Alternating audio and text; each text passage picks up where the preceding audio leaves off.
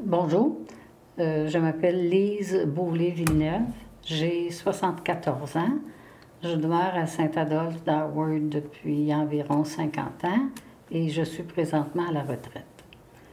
Je suis née à Montréal, à l'hôpital Beaulac, d'une maman puis d'un papa très jeune qui étaient tous les deux de jeunes cordonniers qui sont devenus un petit peu bourgeois. Des cordonniers bourgeois. Ouais. Puis l'hôpital que vous mentionnez, C'était un hôpital privé à Montréal. Je ne sais pas au juste où c'était, parce que dans ce temps-là, il n'y avait pas beaucoup d'hôpital public. Là. Ouais. Et je sais que maman était soignée par le docteur Maurice Martineau. Ça, il est resté dans la famille pendant plusieurs années à soigner tout le monde. J'ai fait mes études primaires à Montréal. Ouais. On demeurait dans le nord de Montréal dans ce temps-là. Dès qu'on était au nord de la rue Jean-Talon, c'était considéré comme presque en campagne, parce que à la rue suivante importante, Jarry, il y avait encore des cultivateurs. Mais mon grand-père avait acheté une terre de la ville de Montréal, puis il avait décidé d'installer tous ses enfants, 6 garçons, 6 filles. Fait qu'on était, tout le monde vivait dans le même quartier. Ah oui. Puis vous avez été à l'école primaire? Oui, j'ai fait seulement que la première année à la paroisse Saint-Barthélemy, puis ensuite j'ai été pensionnaire chez les Sœurs Jésus-Marie, sur la rue Adam, parce que justement mon père et ma mère avaient un commerce et il y avait 2 autres petits-enfants, mon frère et ma sœur à la maison, donc j'étais pensionnaire la semaine seulement, je ressortais du couvent les fins de semaine. OK.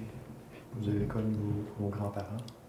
Oui. Vous avez des souvenirs de vos grands-parents? Oui, parce que mon grand-père et ma grand-mère paternelle, Joseph Napoléon Boulay, puis Simone, étaient mon parrain et ma marraine. Et ils demeuraient sur la rue suivante. On demeurait sur la rue Chabot, puis ils demeuraient sur la rue Bordeaux. Puis parlez-moi donc de votre enfance. Comment ça se passait, là?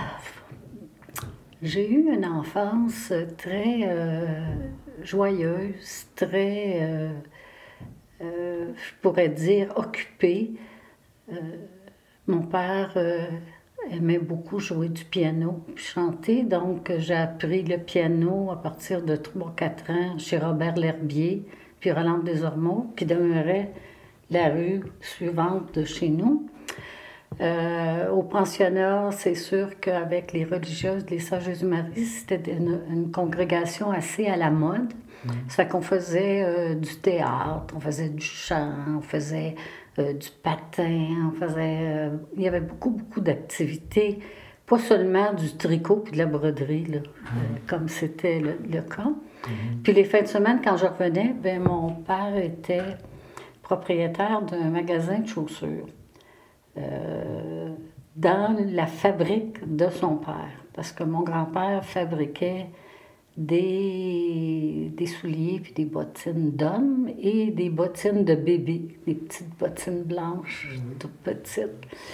Donc, une grosse majorité de la famille travaillait là.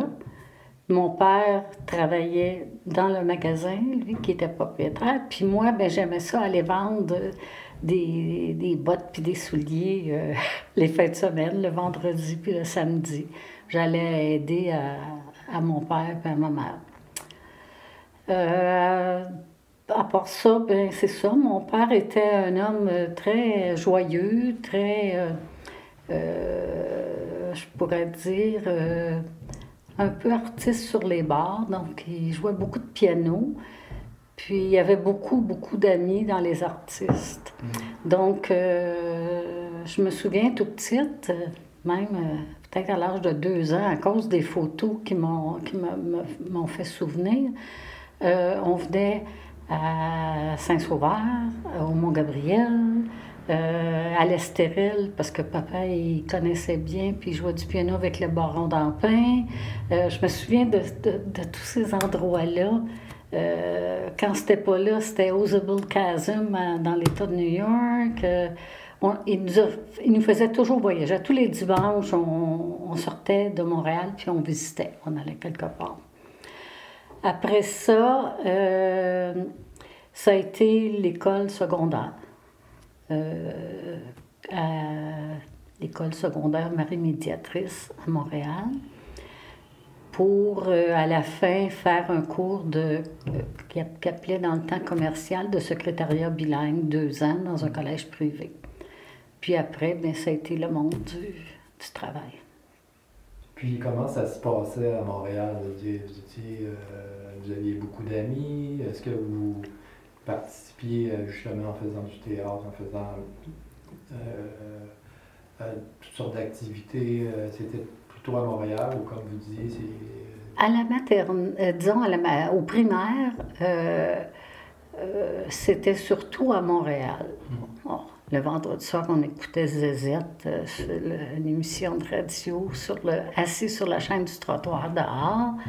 Il y avait une amie en face ses parents étaient propriétaires de l'usine de Coke, pas Coke, Kick. Kick.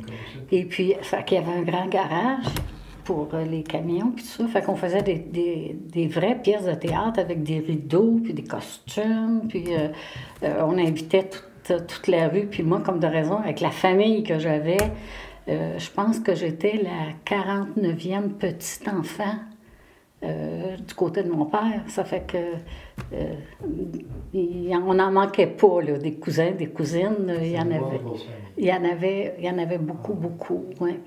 Du côté de ma mère, ils restaient eux autres plutôt dans Rosemont. Puis on était juste 7 petits-enfants. Ça fait que c'est sûr qu'on se connaissait bien, puis on était... Mais eux, on a passé plus de temps ensemble quand toute la famille, du côté de ma mère, ont construit des chalets à Bois-des-Filions, sur le bord de la rivière des Mélines. Ça fait qu'on passait nos étés là à se baigner, à jouer dehors, à jouer tous les dimanches. Avant le dîner, c'était la partie de balle lente ou de baseball, là, je ne sais pas trop quoi. Les papas organisaient ça, c'était officiel, solennel. Après la messe, il y avait le déjeuner, puis après ça, c'était la partie de... Puis on allait se baigner. Bien, des fois, je pensais à ça, puis je me disais, on ôtait nos pyjamas pour mettre nos maillots de bain, puis on ôtait nos maillots de bain pour mettre nos pyjamas. Ça fait que c'est sûr qu'on avait des belles étés. Ouais. Puis c'était comme une petite rue privée, là. C'était un cultivateur qui avait abandonné la culture à partir de la route jusqu'à à la rivière des Mélines. Puis il ouvrait des chemins comme ça, puis il vendait ça pour que les gens construisent des chalets d'été. Là, sur pilotis, c'était pas hivernisé. Mais c'est mémorable, là, quand même. Avant de retourner à l'école, on allait, je me souviens, aux cerises, ramasser des chaudières de cerises sauvages pour une maison qui faisait une espèce de vin piquette, là. Je sais pas, j'imagine que ça devait pas être bien bon, mais en tous les cas, on jouait aux cartes quand il pleuvait. Ça a été une belle enfance, une belle jeunesse. Tout ensemble, là, les mononcles, les matantes, les cousins, les cousines. Fait qu'au fait, ça devait être des gros rassemblements. Puis Ça, oui. Disons que chez ma grand-mère maternelle, elle restait dans un petit 3,5 parce qu'elle était veuve, mais les 7 petits-enfants, puis ma grand-mère avait seulement des filles. Fait que toutes les filles avec leur mari, tout le monde, on se cordait, là. Puis il y en avait un groupe dans un appartement, puis un autre groupe dans un autre appartement. Les petits jouaient sur son lit. Mais du côté de mon père, ça, c'était des vrais parties. Noël durait 24 heures. il y avait 2 salons chez ma grand-mère, mon grand-père Beaulé. Un salon pour recevoir, parce qu'il y avait 12 enfants. Fait qu'il y avait toutes des chums, des filles, puis de l'autre côté, c'était le salon de piano. Fait que là, ça jouait du piano, ça chantait. Puis je me souviens, dans la salle à manger de ma grand-mère, les Beaulés, c'était des mangeurs de pâtisserie, de sucré. Ça fait qu'il y avait cordé dans un coin là, de la salle à manger, là, des boîtes et des boîtes d'autrefois de pâtisserie française, là, mais écrit qu'est-ce que c'était. Puis là, tout le monde qui en voulait allait se servir, les chaudrons, parce qu'il y avait j'avais 2 tantes qui étaient vieilles filles qui restaient là, chez les grands-parents. Ça fait que ça faisait à manger 24 heures par jour. Il y avait toujours quelque chose de chaud sur le poêle quand il en arrivait. Parce qu'il y avait tout le temps du monde. Je sais pas où ils prenaient l'énergie pour vivre ça. Fait que ça recommençait, après ça s'arrêtait une couple de jours, puis ça recommençait au jour de l'an. Fait que ça, c'est votre parcours à Montréal. Mais qu'est-ce qui vous a amené à Saint-Adolphe? Au secondaire, l'école secondaire, Marie Médiatrice, ça a regroupé des élèves de différentes paroisses tout autour. Donc, en 8e année, il est arrivé des nouvelles filles, parce que c'était pas une école juste de filles, de différentes paroisses. Et je suis devenue amie avec une Ghislaine Lachance, qui était dans ma classe, puis qui me suivait, 8e, 9e, 10e. Et son grand-père était propriétaire de la maison qu'il y a là, juste de l'autre côté de la rue. De l'Ange Vagabond? Oui. C'était un arpenteur géomètre, c'était Oscar Lachance. Il y a un vitrail, il a commandité un vitrail de l'église. Et M. Lachance, le grand-père, il avait fait construire à côté le bâtiment qu'il y a là en long. C'est un 2 logements pour son garçon et sa fille, puis leur famille. Puis Ghislaine, elle demandait toujours à son père et à sa mère, si on va dans les Laurentides, je peux-tu emmener Lise? Fait que là, moi, je demandais à mes parents, ils veulent m'emmener, je pourrais-tu y aller? Mais ça n'arrivait pas souvent, là. Ça arrivait à Pâques, ça arrivait peut-être à Saint-Jean-Baptiste, puis une fois, peut-être au mois de septembre. Et c'est comme ça que j'ai connu Saint-Adolphe. Ça, c'est dans les années 58, 59 à peu près. Et je peux vous dire que le trottoir qui partait de la maison là pour aller au village, la place la plus populaire, c'était chez Ben, qui était autrefois l'auberge de la Soupière, avant. C'était des trottoirs de bois. Oui, parce qu'il y avait trop c'était en terre, ça fait qu'il y avait de la boue, puis tout ça. Ça fait que le printemps, il sortait les trottoirs, puis on allait toujours dîner le samedi midi au restaurant du village. Ils nous emmenaient là. Fait que là, vous dites que l'automne, il serrait les trottoirs. Oui, pour l'hiver. Il sortait. Oui, il sortait.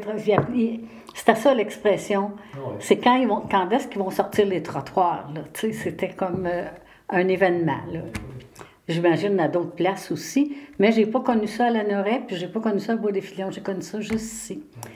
Et elle s'est en allée coiffeuse et je l'ai perdue de vue pour quelques années. En 1967, 66, 67, j'avais un ami de garçon à Montréal. Et il travaillait à l'Expo, en 67, pour la fin de la construction, des choses de dernière minute. Là. Et puis, quand l'Expo a ouvert, ben, lui, il s'est retrouvé à chercher un autre travail. Il était électricien. Donc, son frère, qui était à Saint-Donat, il lui offre « Pourquoi tu viens pas gérer mon commerce à Saint-Adolphe?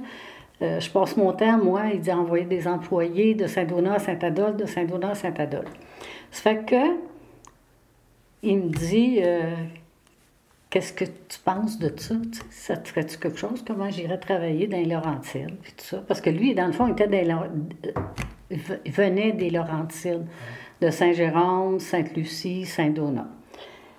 Ça fait qu'on arrive, puis quand on a pris la route pour venir ici, pour rencontrer son frère, je reconnaissais, tout me revenait, là, le paysage, les courbes, les côtes. Puis j'ai dit, mais moi, je suis déjà venue ici, quand j'étais étudiante avec Ghislaine Lachance. Ça fait que, à la fin du compte, on a rencontré son frère, il a négocié avec, puis il l'a engagé, et il a commencé à travailler ici. L'année d'après, le propriétaire de cette maison-là, c'était M. Godin, le maire. M. Godin a décidé d'acheter la maison d'à côté, qui était la maison du maire Préfontaine. Puis, j'ai dit, pourquoi qu'on ne l'achète pas, la maison? C'était sur le bord du lac Saint-Joseph, dans le plein village. J'ai dit, on devrait acheter la maison. Fait qu'on a acheté la maison, puis l'année d'après, en 69, on s'est mariés ici, à l'église. Puis on a habité depuis ce temps-là que je demeure à Saint-Adolphe. Je ne suis jamais partie. Avec monsieur? Claude Villeneuve. Claude Villeneuve. Ouais. Fait que les Villeneuve... C'est pas parent avec l'autre Claude Villeneuve. OK. OK. C'est de loin, là, mais c'est pas parent direct. OK. Fait que votre aventure avait déjà commencé, puis comme... Par hasard. Vous êtes Oui. ici à Saint-Adolphe, c'est ça qui a fait comme... Vous êtes tombé en amour. Oui. Une deuxième fois, si on peut dire. C'est ça, parce que quand on a acheté la maison en 1968, tous les deux, j'avais juste une chose en tête, c'était de ne pas être obligée de retourner à Montréal, parce que moi, je travaillais à Montréal. Ah, oui.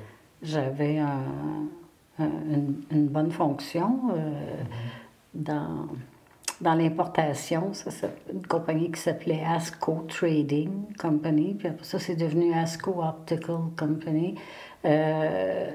Donc, mais je me disais, je venais les fins de semaine, je me retournais le dimanche soir, puis je me disais, oh mon Dieu, que j'aimerais ça rester ici tout le temps, moi. Pas être obligée de retourner à Montréal, puis de revenir. Puis, en fin de compte, c'est ce qui est arrivé. Mais qu'est-ce qui a fait que vous avez arrêté d'aller à Montréal? Vous êtes devenue résidente permanente, mettons? C'est quand on s'est mariés. Vous êtes mariée? Oui. Mais à ce moment-là, vous retournez... J'ai arrêté de travailler à Montréal. Ah, OK. Mais je m'occupais un peu du commerce là, de mon mari puis de mon beau-frère, dans le fond. OK. Fait que vous étiez intégré avec le commerce. Puis ça, c'était dans les années... Non, 69. 69. OK. On s'est mariés en avril 69 à l'église. À l'église ici? Oui. OK. On s'est mariés à l'église ici, puis la réception était à Sainte-Lucie, chez les parents de Claude. Okay. Donc, les gens sont venus là. Mais tout le monde était venu ici pour le mariage, pour la messe. C'était une grosse chose. On n'était pas une grosse famille, ça fait que j'ai un frère et une sœur. Puis ma mère, puis ma grand-mère qui étaient présents, plus la famille de Claude. OK. Lui aussi, il avait juste 2 frères. OK. C'était pas un gros mariage. OK. Non, mais votre famille était grosse, mais c'était la famille... Du côté de mon père, oui. OK. À Saint-Adolphe, là, comment vous vous êtes intégré là, à la communauté? Comment ça s'est passé? Là? Vous êtes impliqué au niveau professionnel, vous aviez un emploi, tout ça, mais comment ça s'est passé à Saint-Adolphe, là, l'intégration? Vous êtes-vous impliqué dans diverses activités? Ou... Oui, je pense que les gens m'ont adopté tout de suite. J'ai commencé même avant de me marier, parce que les gens me connaissaient comme de quoi je venais souvent les fins de semaine. Donc, dans ce temps-là, M. Adolphe Gratton était président de la Chambre de commerce. Et puis, il m'avait invité, demandé à être secrétaire de de la Chambre de commerce. Donc, j'ai accepté. Ça fait que des fois, c'était le mercredi soir ou le jeudi soir. Je me souviens pas exactement du soir, mais je partais de Montréal, je venais faire la réunion, puis je me retournais à Montréal. Après ça, ça a été le club de motoneige. C'était très, très, très populaire dans ce temps-là, à Saint-Adolphe. Il y avait un gros club. C'était M. Pagé, le garage Pagé, qui parrainait ça avec Claude Lavigne, qui était un comptable agréé. Et il m'avait demandé d'être secrétaire encore. Fait que j'ai été comme secrétaire, mais là, j'étais mariée, j'étais sur place. Ça a duré, ça aussi, je pense, une dizaine d'années. Puis comme un addon, mon mari a eu un emploi pour la compagnie Arctic 4 à Drummondville. Il était mécanicien, puis ensuite il était homme de course là, pour accompagner les coureurs dans toutes les courses de motoneige qui se faisaient. Mais c'était une compagnie américaine, puis ils avaient un bureau chef à Drummondville. Fait que ça faisait Bombardier, Arctic 4. Ça faisait comme un petit peu de compétition, mais ça s'est bien passé. Les gens le savaient que nous autres, on se promenait avec des motoneiges Arctic 4, puis que la majorité du monde se promenait. Mais dans ce temps-là, il y avait Ski Roule, il y en avait d'autres, là. Il y avait les bleus, les verts, les jaunes, Bon, chacun avait leur couleur, là. Mais le club était tellement gros que ça n'a pas fait de différence. Ouais. Ensuite, ben, c'est sûr que j'ai eu des enfants. J'ai eu 2 petits-enfants, un garçon, Martin, puis une fille, Roxane. Lorsqu'ils ont eu 4-5 ans, on restait à ce moment-là au village, le Mont-Avalanche, tout près, 1 kilomètre. Donc, c'est sûr que je les ai inscrits pour faire du ski alpin. Et après ça, ben, on les a inscrits pour faire de la compétition de jeunes là, dans les centres des Laurentides. Ça fait que ça s'appelait la compétition de Nancy Green. Ça fait que j'ai aussi été secrétaire pour tenir ça à bout de bras là, l'hiver.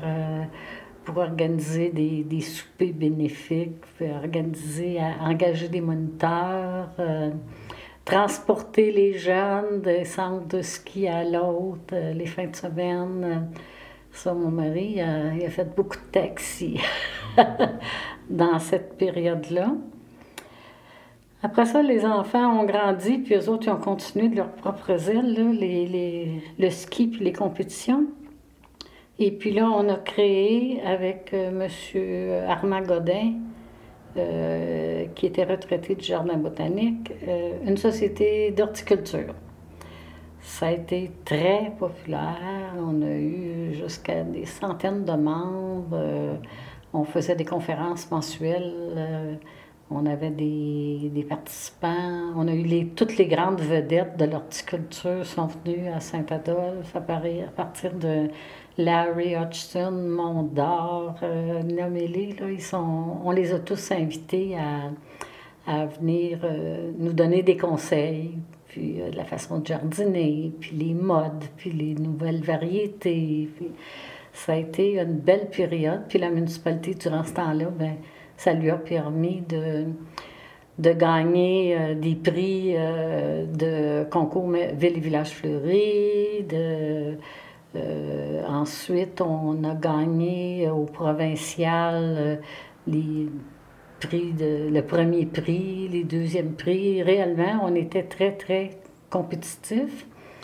Ensuite, on a participé à Canada in Bloom, qui était, je ne m'en souviens pas de l'expression française.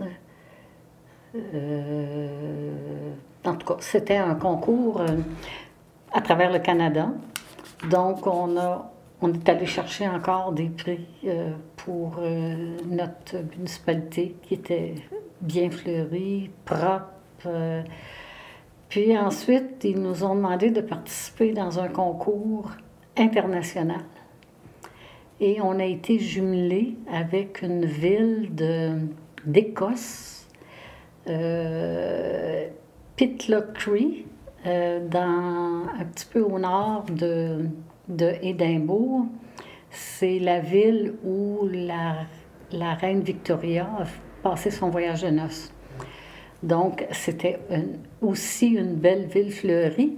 Et le concours consistait à ce que les juges visitent dans chaque catégorie les deux notes, les deux villes qui étaient jumelées pour trouver un gagnant. Et quand le prix a été donné à Edmonton, en Alberta, c'est Saint-Adolphe qui a gagné avec la ville d'Écosse dans notre catégorie là, de population. C'était classé par population. Donc, ça a été des super belles années, les années de la Société d'horticulture. Beaucoup de gens ont participé. On a commencé même à faire les décorations d'automne. C'était pas des décorations d'Halloween, c'était des décorations d'automne, ce que les Américains appelaient la Thanksgiving, là, qui est le remerciement pour les récoltes de l'année, de l'été.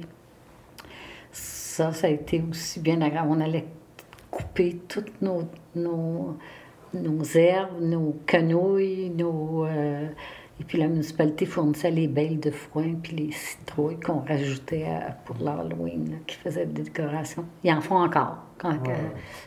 Quelques-unes, c'est très joli.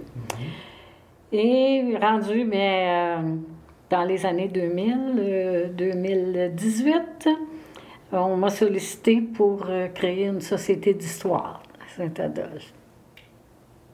À Saint-Adolphe, vous avez été bien accueillis, évidemment. Avec tous les rôles que vous avez joués, l'intégration s'est faite facilement. J'imagine que vous avez été bien accueillis.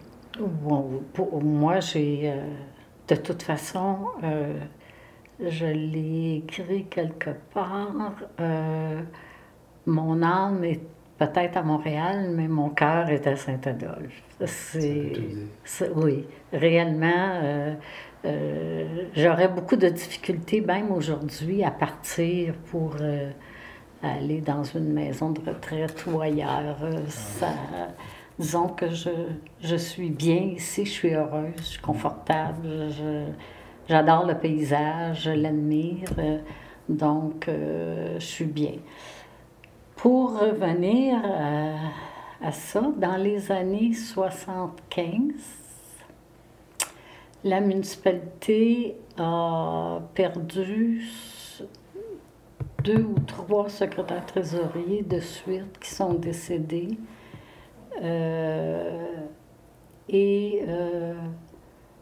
Mon mari était conseiller municipal dans ce temps-là. Et il m'annonce, écoute, le poste de secrétaire trésorier, directrice générale, DG, est libre. Pourquoi tu ne fais pas application?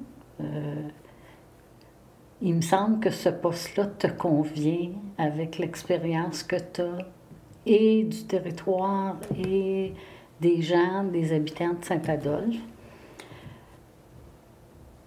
Je me suis posé la question à savoir est-ce que j'aimerais ça? Est-ce que je peux m'accommoder avec 2 petits-enfants puis un travail? Mais comme j'avais juste presque à traverser la rue pour aller travailler, disons que au moins le déplacement était très, très rapide. J'ai fait application et on m'a choisi, on m'a engagée comme secrétaire trésorier. C'était en juillet et j'étais comme sur probation jusqu'au mois de décembre, janvier.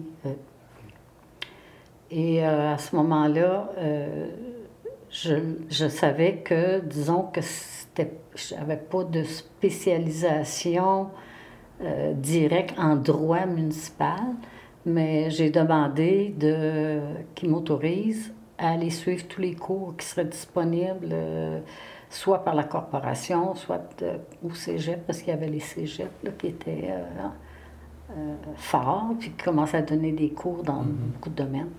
Donc, c'est comme ça que je suis devenue directrice générale de la municipalité et j'ai été là pendant 27 ans. 27 ans. C'est que dans les municipalités rurales, qu'on appelait rurales de campagne, c'était un secrétaire trésorier qui était engagé, qui était le fonctionnaire principal de la municipalité. Donc, c'est lui qui était responsable des procès-verbaux, des employés, de la gestion complète de la municipalité. Dans les années, dans les villes, c'était une autre hiérarchie. Il y avait un DG, un trésorier, puis un secrétaire. Tandis que moi, en tant que secrétaire trésorier, je faisais les 3 fonctions.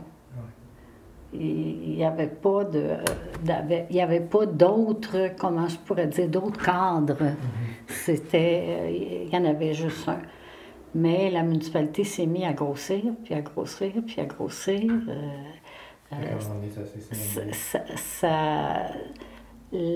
Puis la loi, le code municipal, a permis que les municipalités locales, rurales, pouvaient nommer leur secrétaire trésorier, DG aussi, parce qu'à un moment donné, j'imagine que dans certains endroits, il y a dû y avoir des petits conflits entre les comptables, puis les secrétaires, puis c'est toujours mieux quand c'est clair là, que c'est... Donc, mais la fonction était la même. Il n'y a rien qui changeait dans la fonction, c'était juste un titre. Oh oui, mais c'était quand même un rôle important. La municipalité était peut-être petite, mais le territoire était énorme. Oui, parce que le maire et les membres du conseil, les 6 conseillers, étaient là seulement pour les assemblées de conseil. Et ils n'étaient pas présents dans la direction, ni dans la gestion, ni... C'était un conseil d'administration, tout simplement. Puis comment ça se passait, la vie municipale à l'époque? Comment c'était, la confrérie, comme on peut dire? Quand j'ai commencé, quand je regarde aujourd'hui, je vois complètement la différence. J'avais une secrétaire de direction, puis j'avais une commis comptable. 2 employés à l'hôtel de ville et un inspecteur en bâtiment l'été, une demi-journée, seulement qu'une demi-journée par jour. Ah oui. Il travaillait, je ne me souviens pas si c'était l'avant-midi ou l'après-midi, là.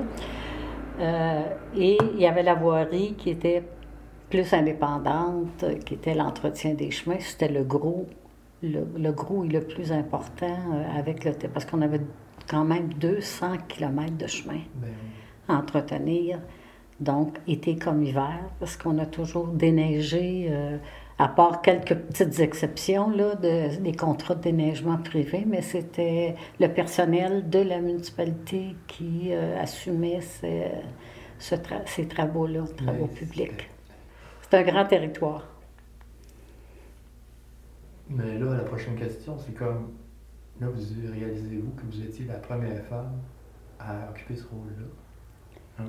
Puis comment c'était à cette époque-là d'être une femme, puis d'occuper un poste aussi important dans une municipalité quand même c'est pas mal des hommes autour, là. Le conseil, c'était pas mal formé d'hommes, puis comment c'était?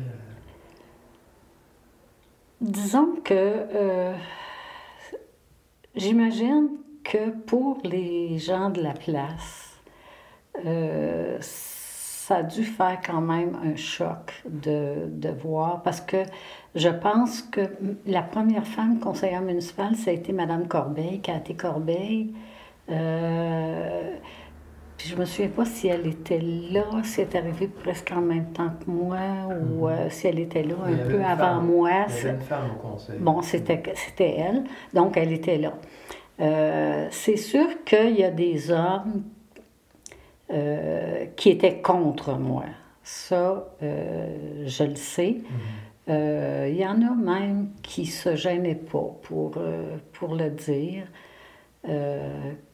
Qu'une femme, sa place, c'était plus à la maison.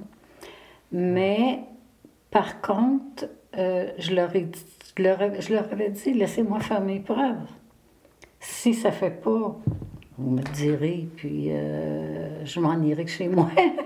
Mais la confiance est venue. Je ne savais pas comment ça avait été géré avant ou administré avant. Mais j'ai pris ça en main, puis j'ai géré ça comme j'aurais géré une compagnie ou des endroits où j'ai travaillé je faisais affaire à l'importation, je faisais affaire autant avec l'Allemagne, l'Italie, le Japon, le dédouanage. J'avais une expérience diversifiée qui, tout mis ensemble, m'ont aidé à... Et un jour, un monsieur très, très connu de Saint-Adolphe, qui avait été conseiller municipal, m'a dit honnêtement, si jamais j'ai une autre compagnie à partir, je pense que je la confierais à une femme. Ça fait que ça a été pour moi le plus beau compliment qu'on a pu me faire de dire ils m'ont fait confiance, puis j'ai rendu la marchandise. C'est... Il faut réaliser aussi qu'aujourd'hui, c'est très différent qu'à l'époque. Pour les femmes, c'était pas évident là, de sortir du foyer puis d'être soit chef d'entreprise ou être justement impliqué en politique. Fait que vous avez défoncé des portes. Oui. Il y avait eu une femme, je pense, dans toute la région des Laurentides qui avait déjà été secrétaire trésorier. Puis après, il y en a eu, comme de raison, il y en a eu. Le monde municipal s'est ouvert aux femmes. C'était pas ma première expérience de pas défoncer des portes, mais d'ouvrir, de mettre le pied dans la porte pour une femme. Parce que lorsque je travaillais à Montréal, que je travaillais à la compagnie d'importation, mon patron me dit un bon matin, j'ai congédié un représentant dans la compagnie d'optique et pourrais-tu essayer de me trouver, le remplacer? Tu connais beaucoup de monde dans le domaine. Et j'ai commencé à m'occuper de ce dossier-là, à chercher, demander. Après ça, je me suis dit, pourquoi moi, je le ferais pas? J'ai été voir mon patron, je lui ai expliqué que j'aimerais ça, puis que je connaissais déjà d'avance tous les clients, les optométristes, les ophtalmologistes. Je les côtoyais par téléphone, mais quand même, on se connaissait comme indirectement. Ça fait qu'il m'a dit, oui, mais il faut que tu commences dans un mois. Fait que j'ai été chercher mon permis de conduire parce que je me suis acheté une voiture et c'était une condition, il fallait avoir un véhicule. Et j'ai commencé à travailler au bout d'un mois. Mais ça aussi, j'étais la première femme en optique. Puis sur tous les professionnels avec qui j'ai fait affaire, il y en a un seul qui m'a claqué la porte au nez en me disant « Quand ta compagnie aura un homme comme représentant, tu lui diras qu'elle me l'envoie. » Mais après, j'ai su que c'était un ancien sergent d'armée. C'était sa mentalité, c'était sa façon de penser à lui. Mais j'ai quand même ouvert à plusieurs occasions je sais pas, de fonceuse, mais je suis une personne de volonté. Ouais. Je me dis, pour rire, des fois, je me dis, si un homme est capable de le faire, je dois être capable de le faire aussi. Et puis, pourquoi pas? Quand tu as le talent pour le faire. Aujourd'hui, on voit plus. Non, les femmes ne se posent plus ces questions-là. Il y en a beaucoup moins, en fait, mais c'est ça. Ma mère avait 4 sœurs vivantes, et leur père les a toujours traitées égales. Il n'y en avait pas de garçon. Il aurait voulu avoir un garçon, puis il n'y en a pas eu. Donc, ma mère, c'était la dernière, le bébé, puis c'était le petit gars manqué de la famille, qu'il l'appelait. Mais il nous a montré, toutes mes tantes et ma mère, à 20 ans, conduisaient en 1940, là, en campagne. Oh, oui, c'était pas évident. Ça fait que il y avait une famille que je considère avec l'esprit ouvert vers les possibilités des femmes autant que des hommes. À Saint-Adolphe, là, justement, il y avait beaucoup de défis à relever, justement, dans le développement de la municipalité.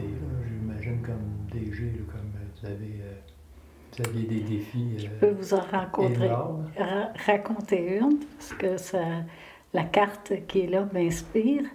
Quand je suis arrivée ici, en poste, il n'y avait pas de nom de rue et pas d'adresse, pas de numéro civil. C'est ça, justement.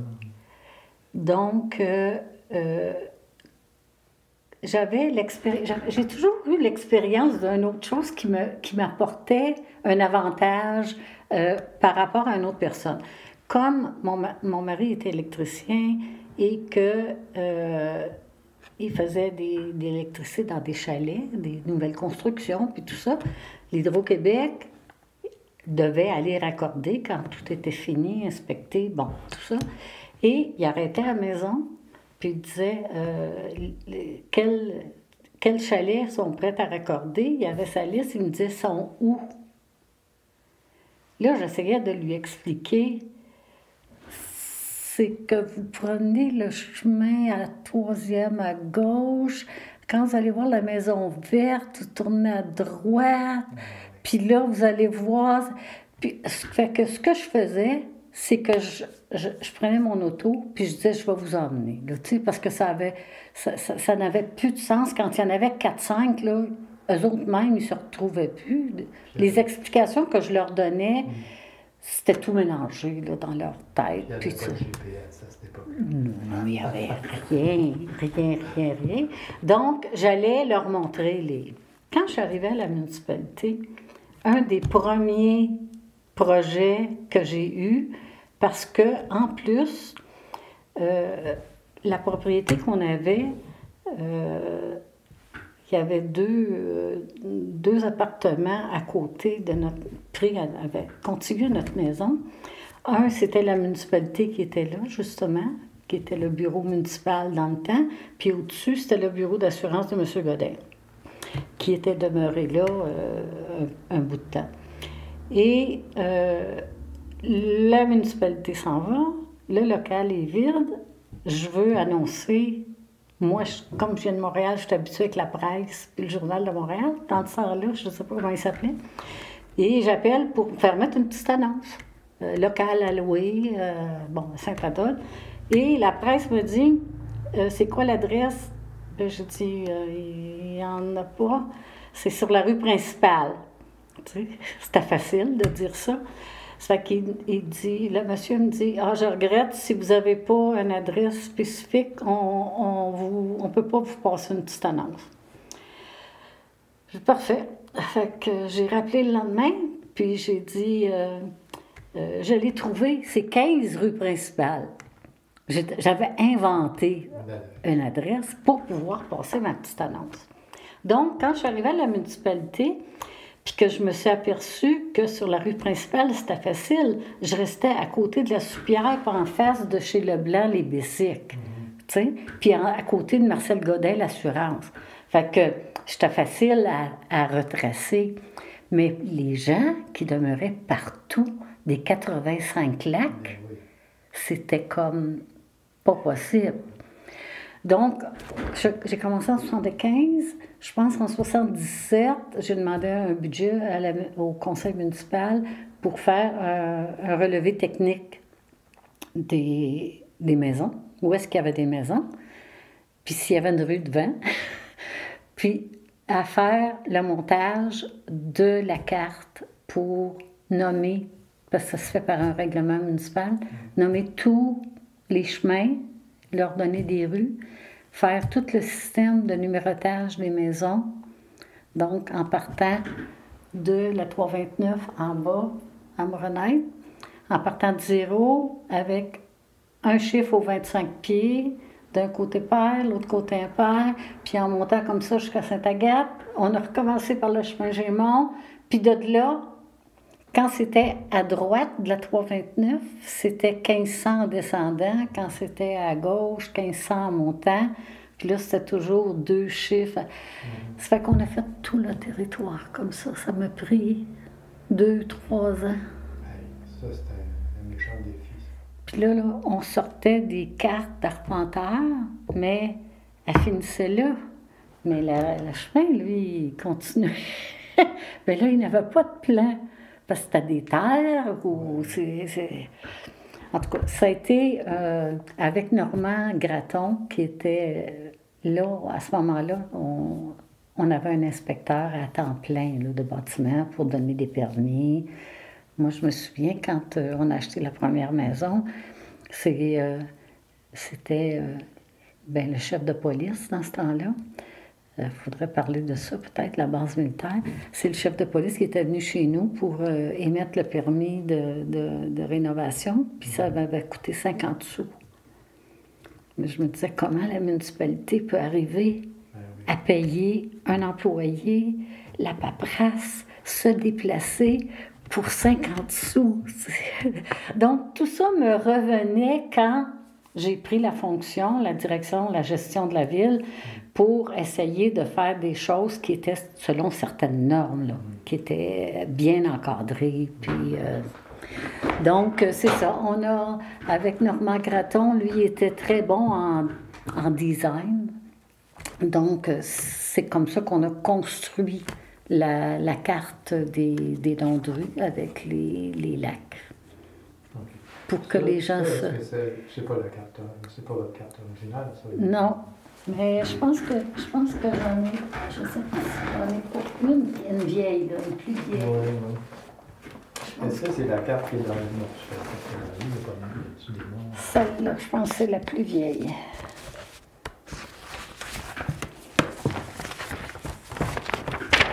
Elle va être datée. Tiens. 1978. OK. Ça fait que c'est lui qui... Normand Gratton. Okay. C'était un monsieur, un jeune homme qui venait du nord de Hearst, du nord de l'Ontario, un francophone. Fait que ça a été notre premier. Okay. Après ça, on en a fait sous d'autres formes. Là. Ben, Puis aujourd'hui, c'est sûr, ils la mettent à jour avec les nouvelles rues qui s'ouvrent. Fait que c'était un bon défi parce que...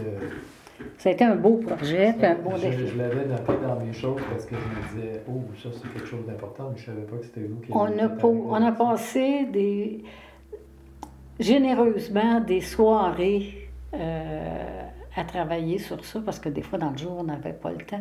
Ben oui, il y avait d'autres dossiers. Fait que quand lui arrivait, puis là, grâce à ça, on a trouvé beaucoup de chalets qui n'étaient pas inscrits au rôle d'évaluation. Ah, oui. Les gens avaient construit illégalement, sans prendre de permis. Puis là, on se disait, comment ça se fait qu'au rôle, on n'a pas de maison sur ce terrain-là? En 75, ça date d'il y a longtemps. Le premier conseil, la municipalité et tout ça, et il y avait des squatteurs, j'imagine, des chalets qui étaient... Puis 74, 75 que vous avez dit? Moi, je suis arrivée en 75, puis on a fait la première en 78. 78, fait que il restait encore des personnes qui étaient là comme Puis illégalement, entre parenthèses. Là. Puis en plus, il y avait le domaine Flamingo, qui, je ne sais pas si vous connaissez, là, on le voit là, à gauche, là, le lac du Cœur. Ouais. Ça, c'était fermé avec des barrières, puis un gardien armé. C'était privé? C'était privé. OK. Monsieur Ossec, il disait qu'il était chez eux, lui, puis que c'était son territoire, puis il disait qu'il n'était pas dans Saint-Adolphe. Tu sais, je veux dire, j'ai vécu des choses qui sont presque incroyables. Surréaliste. Oui. Oui, fait que c'est ça, les défis, j'imagine qu'il y avait les chemins. Puis il y a eu les défis, vous imaginez, on avait dans ce temps-là, je ne sais pas, là, entre 5 et 7 000 comptes de taxes qui étaient faits à la mitaine, sans feuille NCR. C'est avec un One Right System, ça s'appelait dans ce temps-là. C'était une plaque de bronze avec tous des petits trous comme ça, là. Puis là, il enfilait, puis... Fait que ça prenait 3 mois. Quand je suis rentrée là, moi, l'année d'avant, 3 mois à des dames qui s'installaient au Mont-Valanche, dans le chalet du Mont-Valanche, pour juste écrire le nom, puis l'adresse, puis la valeur de la propriété, sans faire les calculs. Ça prenait 3 mois à 3 femmes. J'ai dit, mais voyons donc, vous connaissez pas ça, le papier NCR, ça existe, t'as pas besoin de carbone. Il sortait de là noir. C'était... Ça fait qu'après ça, Puis après, ben, ça a été les sagas de l'informatique. Ah oui. Ça a été des choses, des dossiers à implanter qui ont été difficiles parce qu'il y a eu des... Dans ce temps-là, la formation en informatique était basique. C'était dans quelles années? Les années 80? Je pense que la première année qu'on a eue, on a commencé par NCR. Avec mécanique, là. Ouais. Des cartes qui étaient liées par un lecteur. Après ça, on est allé avec des cassettes audio même. Oui, c'était des cassettes. Après ça, on a changé pour des cassettes vidéo. Ouais. Des 8 tracks, je pense, ça s'appelait. Ah oui, des 8 tracks. Des 8 tracks. Fait qu'on a eu, comme ça, j'ai tout vécu l'évolution de tous les systèmes, un après les autres. Puis après ça, quand nous autres, on était informatisés, bien là, c'était les évaluateurs à la MRC qui se sont mis à s'informatiser. Puis que là, il fallait que ce soit compatible entre les deux. Ça a changé rapidement aussi. Là. C'était... oui, ça a été des années... de labeur et de belle expérience dans le fond, parce que tu apprends à te débrouiller. Tu n'as pas le choix. Les comptes de taxes, il y a une date là, dans la loi, 28 février, il faut que ça soit sorti. Ça fait qu'il faut que tu prennes tous les moyens possibles et impossibles pour réussir à respecter la loi. Au centenaire, est-ce que vous avez participé, j'imagine, au centenaire? Est-ce que vous étiez en poste à ce moment-là? Oui, j'étais là, mais ça a été plutôt... disons que moi, j'ai participé d'une façon, si j'ai fait des recherches dans les registres de la municipalité, dans les procès-verbaux, dans les règlements, pour aider M. Corbeil, M. Gilbert, puis M. Gratton, le comité à rédiger le livre. Il y a eu un comité qui a été formé aussi du centenaire, qui était M. Charbonneau, je me souviens plus lesquels, là. Il y avait Mme Monica, puis il y avait plusieurs petits comités qui étaient responsables de chaque de chaque activité que je pourrais qualifier. Là. Fait que vous avez travaillé un peu dans l'ombre pour... Oui, pour moi, ce que j'ai aimé, que je faisais pour mon plaisir, c'était la photo. Les photos, ça, j'en ai fait beaucoup, beaucoup. Mais du côté patrimoine ou histoire, j'avais pas l'information sur les détails à ce moment-là, parce que quand même, en 83, je suis arrivée en 75, ça faisait pas plusieurs années pour être capable de... Mais ça m'a donné l'occasion de chercher puis de savoir ce qu'il y avait aussi dans les archives de la municipalité.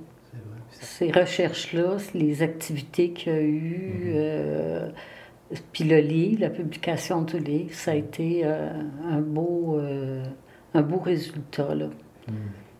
On a eu aussi, je ne sais pas, j'imagine vous devez le savoir, la visite de M. Trudeau même, parce qu'il était propriétaire ici, M. Trudeau.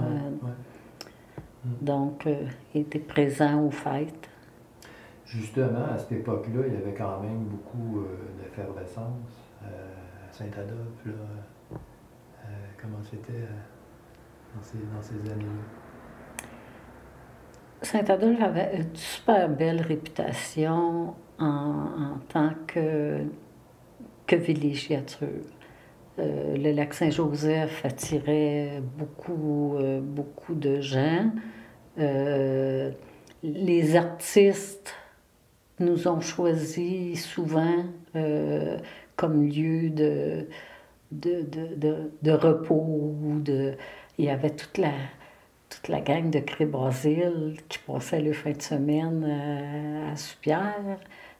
Ginette Renault. Il y a eu beaucoup d'artistes qui ont passé ici. C'était M. Gamache, il venait même écrire des textes ici de ces émissions de télévision. Là, qu'on a tant écouté. Oui, c'est ça. Tant aimé aussi. Oui, c'est ça. Il y avait la motoneige qui était très, très populaire. Il y avait le mont, dans mon temps, moi, quand je suis venue la première fois, j'ai skié au Mont-Sapin, mais après ça a été transféré à M. Verdier, puis c'est devenu le mont Avalanche. On a eu des personnages aussi importants. Il y a eu M. Ryan qui louait ici l'été un chalet. Il y avait M. Trudeau, comme de raison, qui avait des propriétés là. Puis ça a été dans le temps où il s'est marié, dans le temps où les journalistes le suivaient au pas. Donc, disons qu'on parlait beaucoup de Saint-Adolphe, mais une réputation, c'est difficile à conserver. Des fois, ça prend juste des petits accrochages qui font que tu perds des plumes, comme on peut dire. Là. La base militaire a été construite en 50, je pense, finie de construire en 52. C'était une des 10 bases à travers le Canada.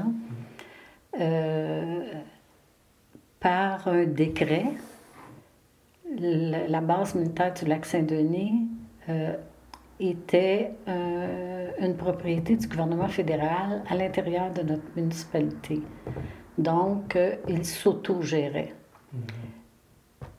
Hôpital, ambulance, policier, MP, église, la baisse des officiers, baisse des caporaux, les baraques pour les femmes, les baraques pour les hommes, ils étaient autosuffisants.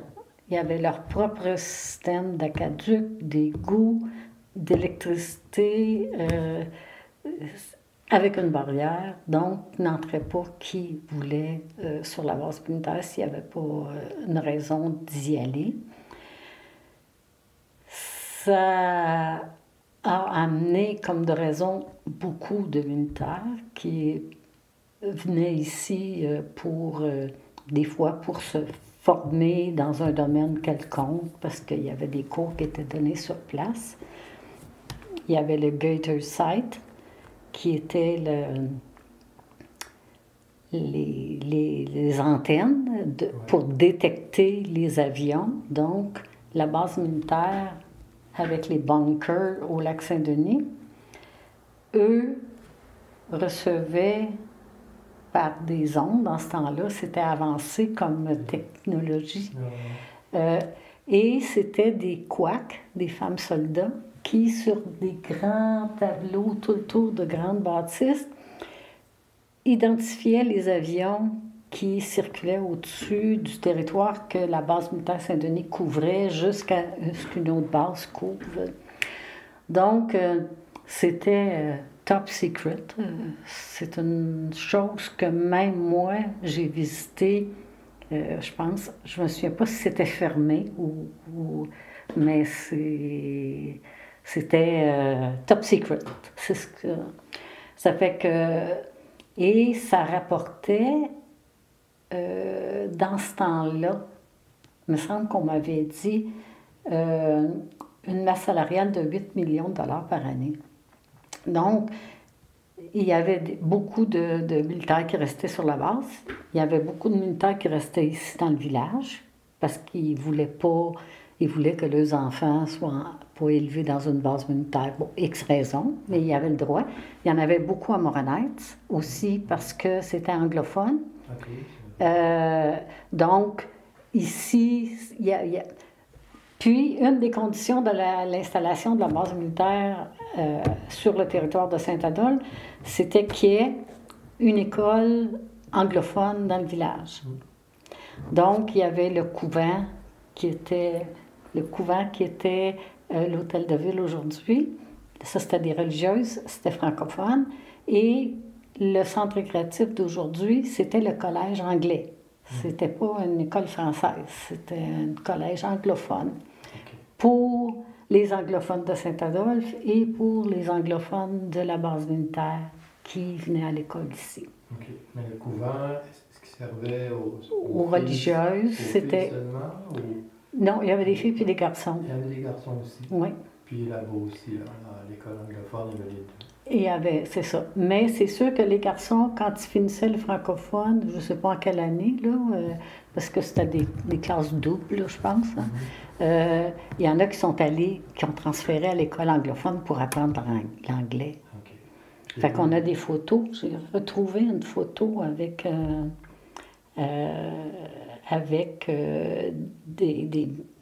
des messieurs d'aujourd'hui du village qui sont allés au collège, mais parce que c'était en anglais. Puis sur la base militaire, c'était exclusivement, quand vous dites qu'il y avait une école, mais c'était exclusivement des élèves, des militaires qui allaient là? Il n'y a pas d'école sur la base militaire, je pense. À ma connaissance, il n'y avait pas d'école. Peut-être au début. Okay. Parce que l'école à Saint-Adolphe, à Moronite, c'est le même architecte, c'est deux bâtisses pareilles, identiques, copier-coller. Donc, c'est sûr que financièrement, quand la base militaire a fermé en 1985, les militaires sont partis ailleurs, sont éparpillés un peu au Canada. Et les maisons de ceux qui... Il y en a quelques-uns qui ont pris leur retraite de l'armée, puis c'était pas l'armée, c'était l'aviation, qui sont revenus parce qu'ils étaient propriétaires de maisons dans le village.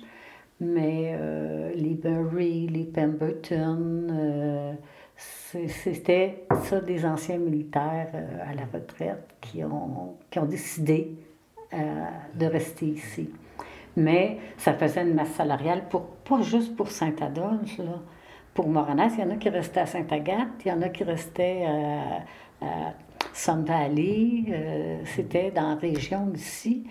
Puis la partie ouest, c'est plus anglophone à Harrington, puis tout ça, là, il y a beaucoup de municipalités anglophones. Donc, ça a fait un gros trou dans le... Parce qu'en plus, il y avait le personnel, comment est-ce qu'ils appelaient ça? Le personnel qui n'était pas de l'armée. parce que ça prenait des secrétaires, ça prenait des personnes pour faire le ménage, ça prenait, bon... Fait que là, il y a eu un dossier de reclassement des personnes civiles, c'est ça. Des personnes civiles qui travaillaient sur la base militaire et ils avaient le droit de demander de se faire transférer dans n'importe quel ministère fédéral. Ça fait que ça aussi, ça l'a fait quitter même. La famille des Bertrand sont partis, il y a une autre famille, il y a d'autres familles qui sont parties à Longue-Pointe, à Montréal, d'autres sont partis...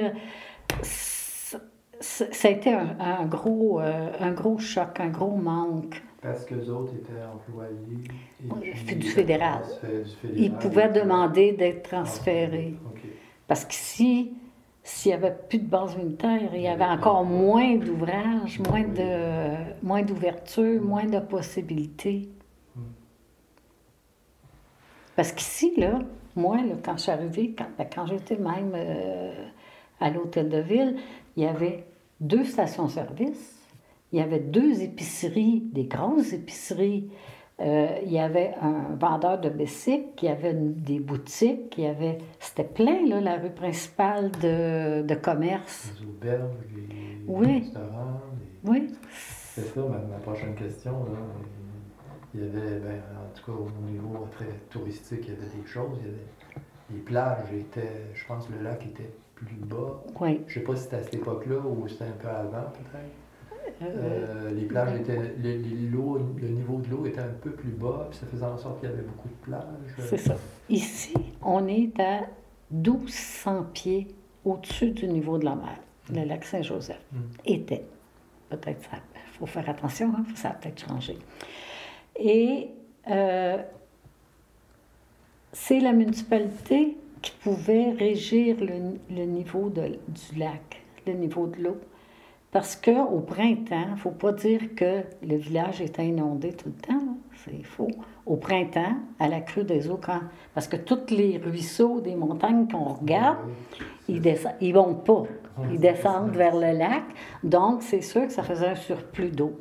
Donc, la municipalité, dans ce temps-là, ça c'est avant moi, dans les années 60, 70, au bout des lacs, il y avait un barrage. Mais un barrage, là, à l'ancienne, à la manuelle, c'était des poutrelles. Ce qui est des piliers. Puis là, ils pouvaient rajouter ou diminuer, enlever des poutrelles qui n'étaient pas clouées, rien, c'était mobile. Et c'était la municipalité que j'ai appris qui régularisait ça. Quand le gouvernement a créé le ministère des Ressources naturelles, ça fait X années, je ne sais pas si c'était fait conjointement ou s'il y avait une subvention. En tout cas, il devait y avoir une raison économique sûrement. Le gouvernement a décidé d'installer ça électrique. Parce que le monsieur, c'était M. Mignette qui gérait les poutrelles. Et ils ont mis ça électrique. Et ça a été transféré, la juridiction à Hydro-Québec. Donc, là, la municipalité, elle n'avait plus de contrôle. Là, il y a eu la saga des embarcations à moteur, parce qu'entre le lac Saint-Joseph et le lac Sainte-Marie, il y a une petite rivière qui n'a jamais eu plus que 3 pieds d'eau, tout en beau sable, par exemple, là, du sable qui bouge, là, pas du ciment. Et les bateaux, eux autres, la rivière n'a jamais grossi, mais les bateaux grossissaient d'année en année. Les pieds des moteurs de bateaux aussi grossissaient. Donc, la circulation entre les 2 lacs était devenue plus difficile. Donc, qui a pris une décision, je ne pourrais pas vous dire à ce moment-là, je n'étais pas là, de faire remonter le niveau des lacs pour que les bateaux circulent. Et dans le lac Sainte-Marie, il y a beaucoup de roches à différents endroits. Donc, les bateaux accrochaient ou voyaient ou ne voyaient pas. Là, ça dépendait des saisons de pluie. Ça fait que, mais maintenant, la municipalité n'a plus rien à... Ça a été le milieu hydrique qui a pris ça en charge, puis d'un ministère à l'autre. Là. Mais c'est... Donc, moi, je reste au bord de l'eau aussi. Et quand j'ai acheté,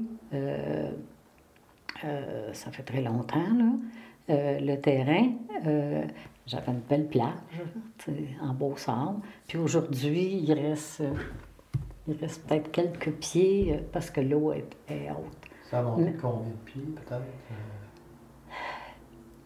Quand j'étais au village avec M. Godin et M. Préfontaine, les deux maires, eux autres, ils avaient fait construire un rempart de ciment, carré, là, comme ça. Ça partait de la soupière, puis ça allait jusqu'à la caserne de pompiers. Et l'eau, ben moi, mon fils, il était pas vieux, là, il pouvait descendre, puis il y avait quoi, disons 4-5 ans peut-être, et il pouvait jouer au bord de l'eau. Puis, à un moment donné, le lac a monté, tranquillement. Puis, je ne pouvais pas le laisser aller se baigner tout seul. C'était trop, il y avait trop d'eau, c'était trop profond. Puis, il y en avait du monde là, qui allait à la plage. Là. On avait des régates. Au mois d'août, à tous les mois d'août, il y avait des régates. Moi, je recevais, c'était le gros party de famille. On faisait un party le samedi soir, puis le dimanche, c'était des régates. Le monde restait, ça campait, ça couchait dehors, dans des sleeping bags. Puis c'était réputé. Puis il y avait des couloirs qui étaient installés à partir du quai comme ça ici, puis il y avait des courses de natation. Il y a eu plein d'activités. Il y avait un plongeon au bout du lac. C'était un des maires qui avait subventionné ça. Ça, c'est encore à l'époque de... on appelait ça la Miami. Le Miami des Laurentides. Mais le Miami des Laurentides, c'est ça. Moi, quand je venais avec Ghislaine, c'était la villa d'Howard. Ah oui. C'est lui, le dentiste là-bas. Tu as vu ça? Ça, c'est M. Godin, ouais. Mme Godin. Oui. Excusez, M. Godin, Mme Godin, M. Trudeau, puis M. Ryan. OK. Mon Dieu, on ne le reconnaît presque pas. Il était juste l'autre côté du lac, en face de chez nous. Ça fait que c'est ça la villa d'Howard. Mais là, on n'a pas une bonne photo. Mais c'était ça, avec des chalets chaque côté. Puis au bord de l'eau, il y avait un espèce de kiosque qui était fait comme un bateau, qui était dans l'eau, puis qu'on allait danser le samedi soir l'été. Ah oui. Bien, l'été. Pas juste le samedi soir, là, mais c'était pas chauffé, c'était comme en plein air. C'était comme une véranda, là. Il y a eu aussi le YMCA. Le YMCA a fait connaître beaucoup Saint-Adolphe, parce que c'était le camp Autoriki. Ça a été le premier camp de vacances des Laurentides, que les gens partaient de Montréal pour venir en vacances l'été. Moi, j'étais la voisine ici de la soupière. Je vais écrire là, un texte sur la soupière. Ça passe au feu, la soupière. Oui. Je viens de trouver la date, là. C'est au mois de juin 1992. Moi, je ne restais plus à côté, mais je me souviens, je m'en allais au ministère des Affaires municipales. J'avais une formation pour la journée. Puis quand j'ai passé au coin d'Ultramar, les pompiers, puis tout le kit, puis c'est là qu'ils m'ont annoncé. Tiens, ça, c'est... c'est Denis Drouin, Olivier Guimond, Denis Drouin, comment ça? Béatrice Picard, Anne-Claude Garneau. Ça, c'est un autre comédien que je me souviens pas, là. Manon Brunel Guimond. Ah, je pense que c'était la fille d'Olivier Guimond. Une de ces deux-là, j'imagine. Ça c'est Amulette Garneau, ah, je suis oui, sûre. Bon, c'est l'autre, oui.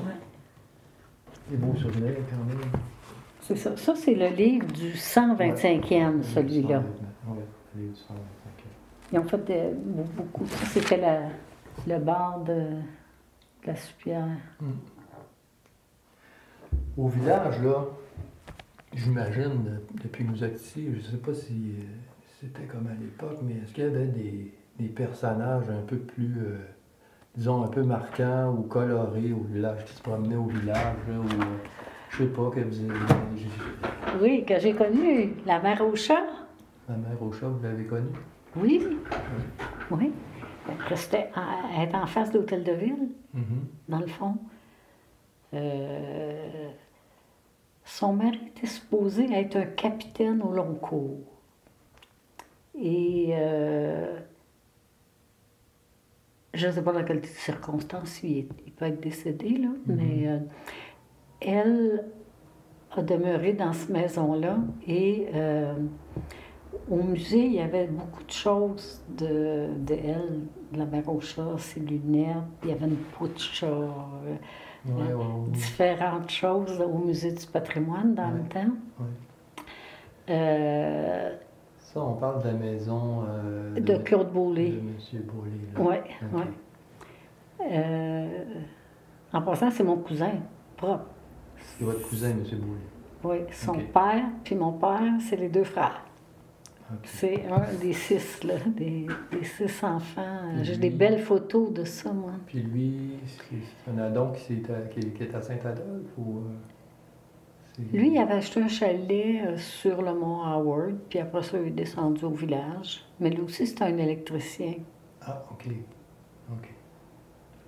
Fait que, c'est ça, il y avait la mère au chat. C'est ça. Fait qu'elle, supposément, je me souviens dans le temps, c'était le maire Bourgeot, je pense, qui était maire. Il est allé la sortir de prison à Sainte-Agathe, là, à l'hôtel de ville de Sainte-Agathe. Dans le sous-sol, il y avait des... Comment est-ce qu'on appelle ça? Des cellules, oui. Parce qu'elle allait à la pêche, puis elle allait à la chasse sans permis. Puis elle disait, moi, je n'achèterai pas ça, un permis, là. C'était tout le monde, ça. Ceux qui en veulent, ils ont juste à aller s'en chercher des poissons, puis tout ça, puis il n'y a pas personne qui va m'en empêcher.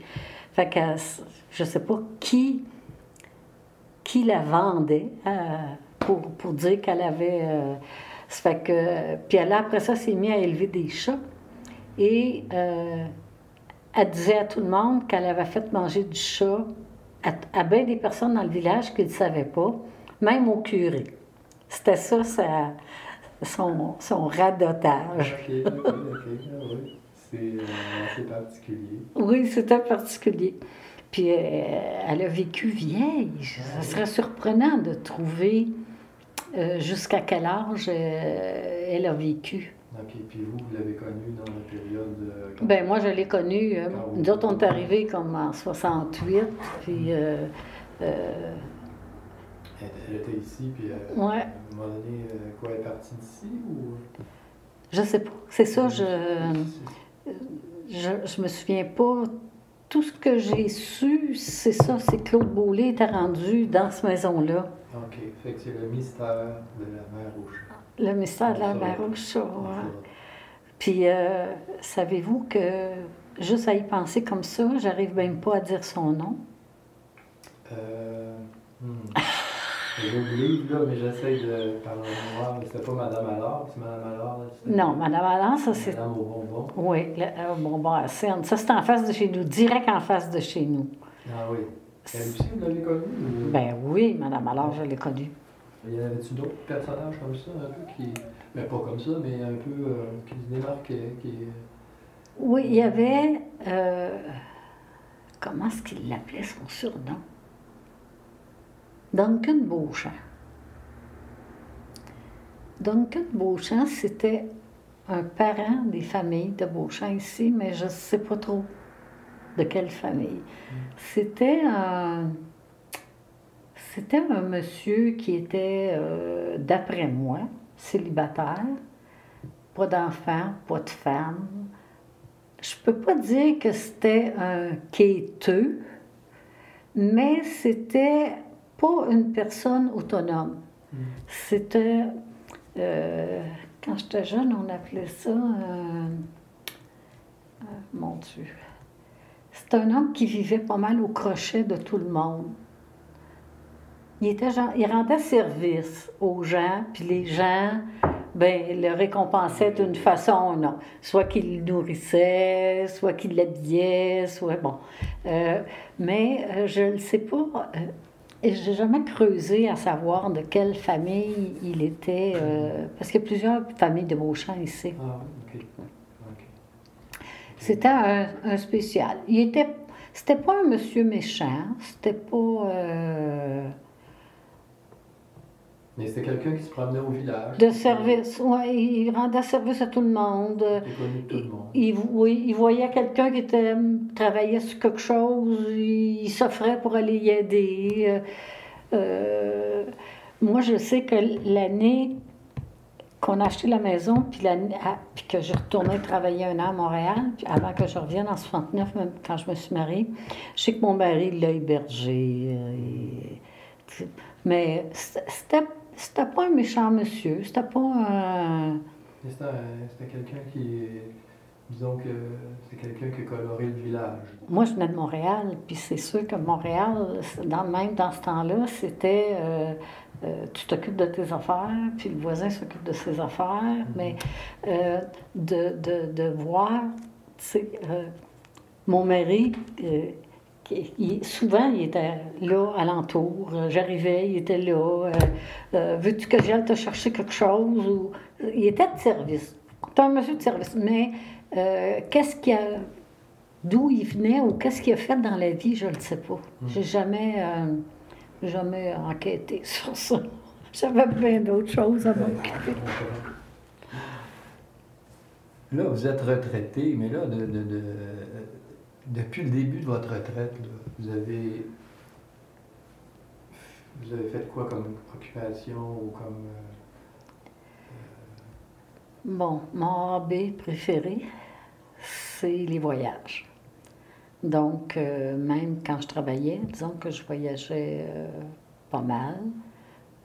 J'ai continué parce que quand j'ai arrêté ici, je suis allée travailler pour rendre service à un confrère à Sainte-Agathe qui était greffier. Puis il voulait appliquer sur un autre poste, mais il ne savait pas s'il accepterait ou s'il était certain. Fait qu'il me dit viendrais-tu me remplacer pendant 6 mois comme greffier, puis au bout de 6 mois, je te dirai voir si je garde le poste ou si je reprends mon poste. C'était comme pour protéger son poste. Fait que j'ai fait ça. Fait que le maire et les conseillers de Sainte-Agathe étaient bien d'accord. Fait qu'ils m'ont bien accueilli. Après ça, ils m'ont gardé pour faire les élections parce que ni le DG ni le greffier aimaient faire les élections municipales. Puis moi, c'est à peu près la première chose qui m'a tombé dessus quand je suis arrivée en 75 au mois de juillet. Puis au mois de novembre, j'ai fait des élections. Puis j'avais jamais fait ça de ma vie. Fait que j'ai appris au dur. Hein? Donc j'ai fait trois élections aux 4 ans à Sainte-Agathe. Après ça, il y a eu les fusions-diffusions du gouvernement. Là. Fait que Sainte-Agathe était fusionnée. Le gouvernement voulait que la ville de Sainte-Agathe fusionne avec Sainte-Agathe-Nord, puis Ivry-sur-le-Lac, parce que Sainte-Agathe-Sud était déjà avec la ville. Ça fait que le maire, il me dit, le centre de Sainte-Agathe, il me dit tu ferais-tu ça? T'embarquerais-tu là-dedans? Bon, je suis habituée. Tu sais, j'étais comme chez nous, moi, dans le monde municipal. Ça fait que j'ai fait les référendums. Après ça, Sainte-Agathe-Nord a voté pour rester avec Sainte-Agathe, puis Ivry a voté pour s'en retourner tout seul. Ivry-sur-le-Lac. Fait que tout démêlait ça, tout fait ça. Puis, il y a eu 8 municipalités dans la province de Québec qui ont décidé par référendum de retourner indépendants, comme il était avant.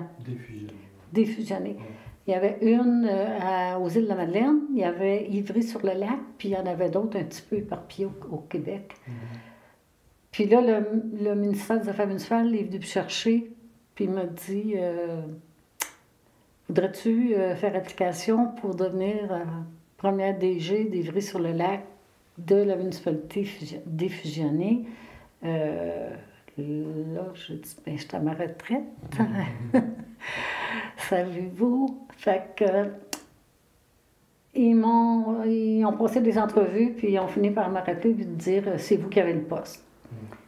On vous donne un contrat de 27 mois. Le conseil qui va être en place ne peut pas vous congédier. Il faut qu'il vous garde pendant 27 mois, aux conditions que vous allez.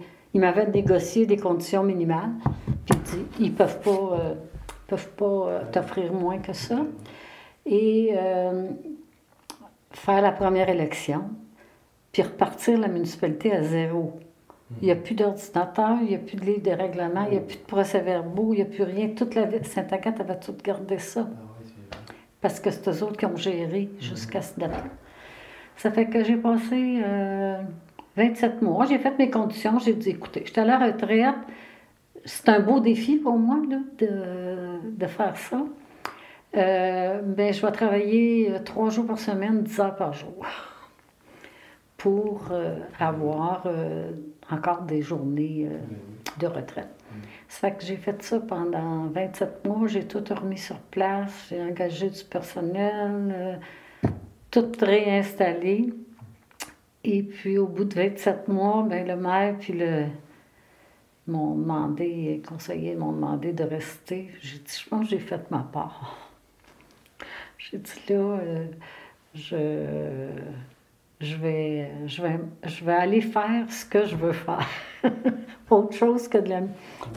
Parce que c'était pas de la politique, c'était de la. Et, mon Dieu, qu'on ne tient pas nos promesses. Hein? Fait que j'ai quitté Ivry-sur-le-Lac. J'ai aimé beaucoup ça parce que c'était. Que je pourrais dire, des personnages, les membres du conseil. Là. Il y avait un comptable agréé de Place Desjardins, un avocat, un notaire du 25e étage, des gens là, très, très en vue, très cotés. Il y avait une femme avocate. J'ai apprécié l'expérience que je suis allée chercher là, avec ces gens-là. Puis c'était autant anglophone que francophone. Ça fait que, disons que j'aime beaucoup les langues. Hein, ça fait que ça m'a servi. Ça fait que j'ai fait mon 27 mois, puis après ça, j'ai dit là, c'est vrai, je voyage. Ça fait que je voyage encore, beaucoup. Puis là, ben, vous avez accepté la présidence de la nouvelle Société d'histoire. Oui, parce que j'ai constaté que j'aurais peut-être dû dans ma vie être historienne. Ah. Réellement, je suis membre de la Société d'histoire de Lanoraie. Ça m'a. Après ça, je suis membre de la Société d'histoire des Pays d'en haut, parce que je suis en train de faire la généalogie, mais de toutes mes familles, là. Mon père, ma grand-mère, mon grand-père. Ça fait que.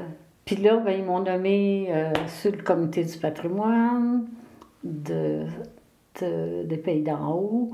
Et puis là, Odette est venue me voir, puis elle me dit Odette, puis Paul à la bibliothèque. Ils ont dit demande à Lise, là. Ça fait que Lise, ben, j'aime ça.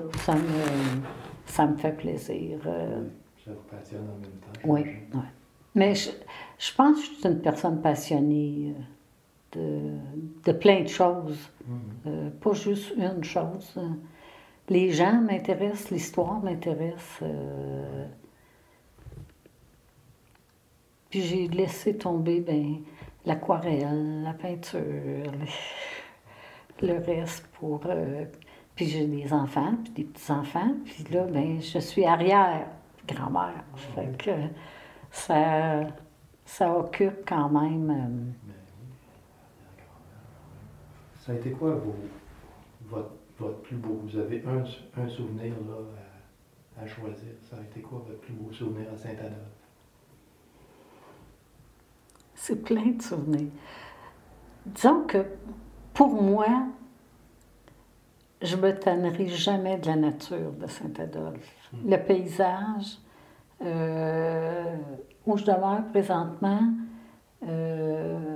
c'est moi qui ai fait les plans de la maison, c'est mon mari qui l'a construit. Et puis, j'ai 32 pieds de fenêtre sur les montagnes de Saint-Adolphe. Puis moi, je suis au paradis, c'est mon paradis. Je soigne mes oiseaux, j'ai mon potager bio, j'ai mes fleurs, quand je suis côté lac, je suis dans un autre pays. J'ai voyagé beaucoup, j'en ai vu beaucoup de belles places, mais il n'y a rien comme de revenir chez nous, puis de m'asseoir dans mon fauteuil avec le paysage que j'ai. J'arrive pas à l'exception de ma première tour Eiffel qui vient d'apparaître dans une de mes fenêtres. Mais... OK. Je viens de comprendre. Vous les connaissez? Ça fait que la première, là, ça m'a fait un choc. Quand j'ai vu sortir ça là, de terre, au lieu d'être un arbre, d'avoir ça, puis là, je viens d'en voir sortir un autre. Moi, de chez moi, là, dans mon salon, je vois plus que 180 degrés. Ça fait que les montagnes, les Laurentides que j'aime, je sais qu'ils ne sont pas tout à moi, là, ils ne m'appartiennent pas, mais je trouve que c'est un sacrilège de faire ça. Puis là, il n'y a pas les fils, là. Mais là, même l'angle qu'elles ont, c'est plein. Ici, c'est plein sud, le soleil. Le soleil les éclaire comme si c'était un bijou. C'est... Je ne sais pas ce que ça va donner, fini. Moi, je me dis que ça se peut pas que des ingénieurs d'une si grosse compagnie comme l'Hydro-Québec n'ont pas eu plus d'imagination pour transporter cette... je suis d'accord qu'on a besoin, que tout le monde en a besoin d'électricité. Mais juste passer ces montagnes-là, il y a une espèce de vallée naturelle où il aurait pu passer ça. Je suis persuadée. Il m'aurait juste apporté un plan de topographique, parce que ça, c'est pas tout. Puis j'aurais pu leur dire par cœur. Ça fait que, puis avec les possibilités en 3 dimensions que tu peux faire aujourd'hui, je peux pas croire qu'ils ont pu prendre la décision de faire une chose aussi affreuse dans un territoire, puis des sommets qui sont protégés en plus. On a un règlement municipal qui protège qui empêche un toit de maison de dépasser des arbres. Puis là, on laisse des choses comme ça se faire. Je suis pas méchante, mais ça passe pas dans mon cœur. C'est nous autres, l'Hydro-Québec. C'est pas eux. C'est nous, tous les Québécois. Puis, ils nous font ça. Tu sais, je veux dire, ça comme... la logique, là, c'est sûr qu'aujourd'hui, tout est une question d'argent. Là. Si ça rapporte à quelqu'un, c'est correct. Mais les personnes qui subissent, maintenant, sont rendues qui n'ont plus de droits. Ça fait que c'est de valeur de terminer sur une note semblable. Ben, il reste une question quand même. Il en reste une autre. Dans vos rêves, là, comment vous voyez Saint-Adolphe? Qu'est-ce que vous espérez que ça devienne Saint-Adolphe? J'espère juste que il garde son cachet. Ça, c'est principal.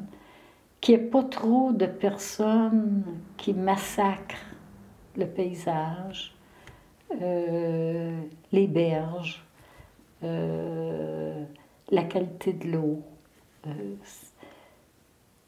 Si Saint-Adolphe perd ça, selon moi, il n'existera plus.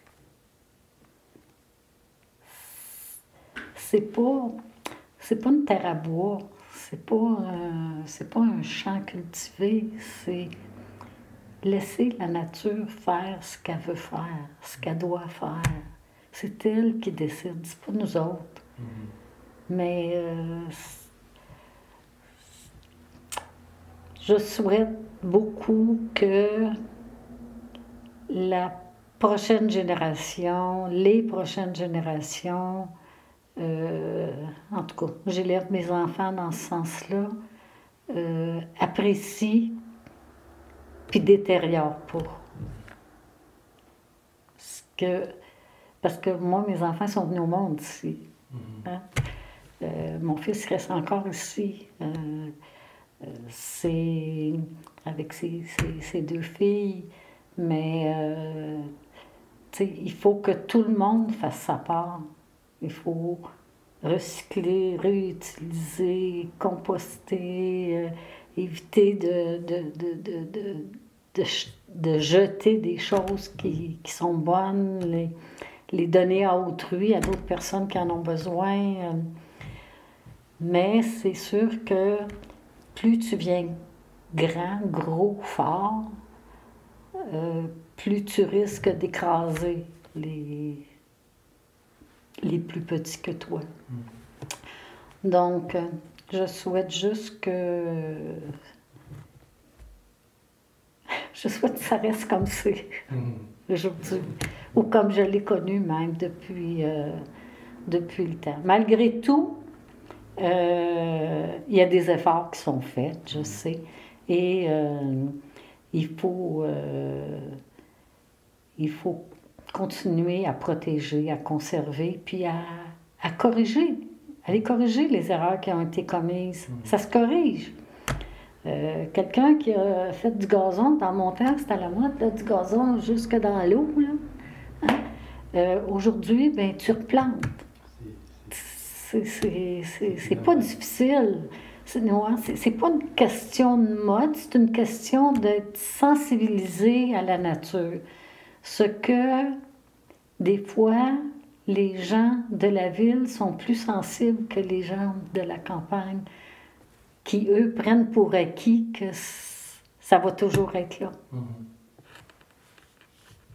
Bien, sur ce, je vous remercie beaucoup, Madame Louise. Je vais vous appeler Madame Lise, parce que là, je ne sais plus si c'est Madame Beaulieu ou Madame Vigneault. Ah, c'est Madame Vigneault. Merci beaucoup. Ça m'a fait plaisir. Généreuse. Merci beaucoup. J'espère que vous allez continuer, vous aussi, votre beau travail. Merci.